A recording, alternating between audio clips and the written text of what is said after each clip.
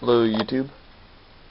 Due to some interest on the topic, I decided that I was going to go ahead and make a tutorial on how to make paper blowgun darts and a paper blowgun. Fairly effective. Used to make these really in middle school. I don't make them as much anymore, but yeah, alright. So what you'll need is 5 sheets of paper. Just regular old printing paper, not cardstock, not any of that.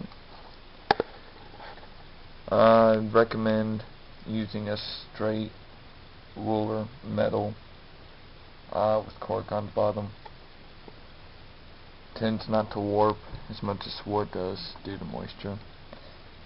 You got your cutting pad, obviously your box cutting knife. You can use a hobby knife, anything with a razor blade. Scissors, monster can. Doesn't have to be a monster can. It could be any aluminum can or anything that has similar properties to the aluminum sheeting used on the can.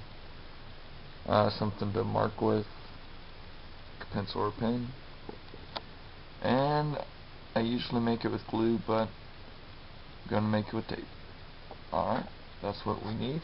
Let's get this project started. Step number 1. We'll actually need 6 sheets of paper. Fail to consider one factor. Right now we're going to be making the mold.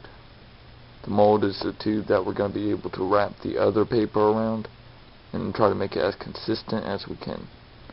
We don't want, one end of the tube to be larger diameter than the other end. Alright, and for this process I'll just use pictures. Yeah, because it's going to be hard to hold this. Alright, one second. Alright, so what you have after rolling the mold tube should be something within the dimensions of this.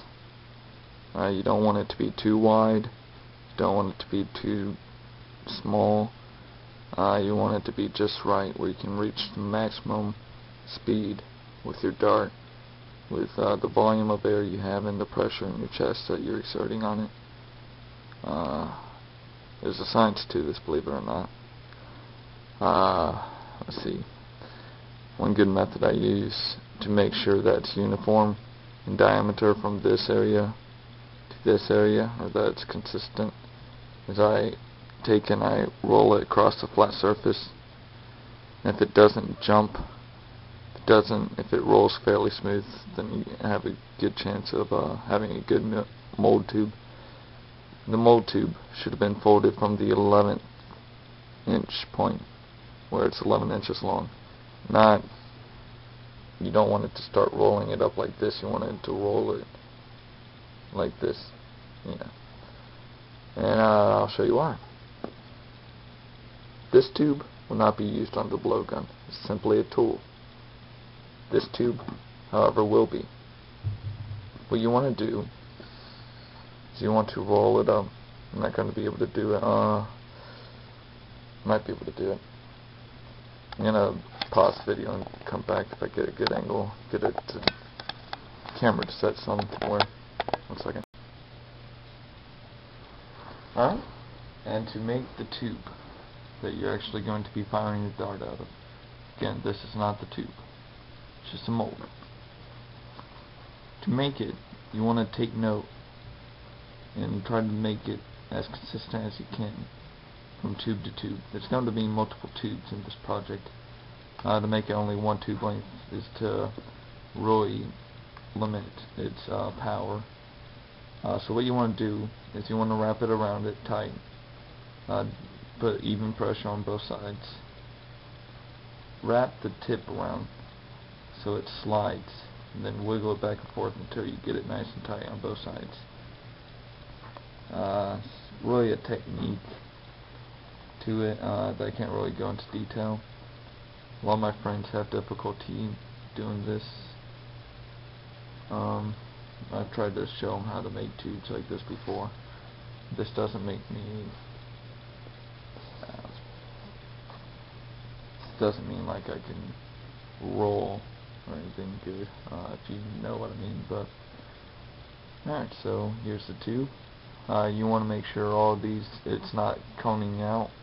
Like I just pushed it down a while ago because the paper was starting to cone out like that. That means that's offset when I was rolling it. You just want to hold it steady. Don't let it loose. Keep on rolling it. And you're not going to be able to see it. I can't even really see it. I thought there might be. But usually there's some inconsistencies with it coning out a little bit. Slight. Even as slight as they are, you want to push it down on a flat surface, 90-degree angle. Keep on doing it until it's nice and snug. That means that you got a nice parallel tube. Then you tape in the middle, and you tape throughout the whole tube. Alright, after you have the tube wrapped around the coupler tube, along the 8.5-inch edge, of course, you want to see how much resistance it has. Do not squeeze the tubes. You just want to slide it back and forth. See how much resistance, how much friction is in between the two. This determines the variation in diameter that will matter later on in the project. And once you have that memorized, just a rough memorization, nothing that you need to get too stressed about. It's just a paper blowgun. Put too much effort into it, it's not going to be very fun. Look down the center, make sure it's all clean, it's not tearing along any of the edges. One thing I like to do is I like to tape one of the ends, and I mark the ends that tape. I'll show you how. Set it up so I can see my camera set up on my hat. This is what I do. Get a piece of tape, and I rip it accordingly to about the circumference of the tube, a little bit more. I put it leaving about 1/3 of the tape's width hanging off, and wrap it around. Now it doesn't matter particularly in this step if it overlaps. It does a little bit, but I'm just going to show you how to make a rough model. Then you want to cut it, probably about separating them every 3 to 4 millimeters cuts, depending on how small your tube is. The smaller the tube is, the more cuts you need to make. Close together cuts. Larger tube, not so much effort should be concentrated. What you want to do is individually take your pencil, push it down in the center of each two cuts, wrap it around. Do this for each and individual one. Don't try to do them at multiple at once. You'll run into problems. Especially if you've never done this before, you will definitely run into problems. Alright, so you want to force it over with the tip.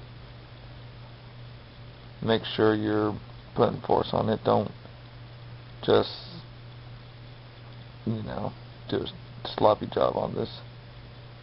And after you get them all forced in, you want to get your mold forced in there.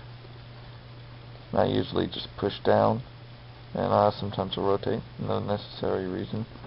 You could do it like this, but just to get it all flush up against the center. And sure, it'll create a little inconsistencies on the inside of the diameter of the tube, but then again, this will be the mark. This will be the end of the tube that will be facing towards your mouth when you're about to shoot, so you want to make a mark on it, indicating that for future reference. This tube side is not protected. The reason why we do this is that the inside of the paper, how it seems to overlap like that, gets moistened, and as it does, it wants to curl over. Your breath will get into that pocket, and it will crumple the inside of your tube, rendering it useless. So you got your mark. Repeat this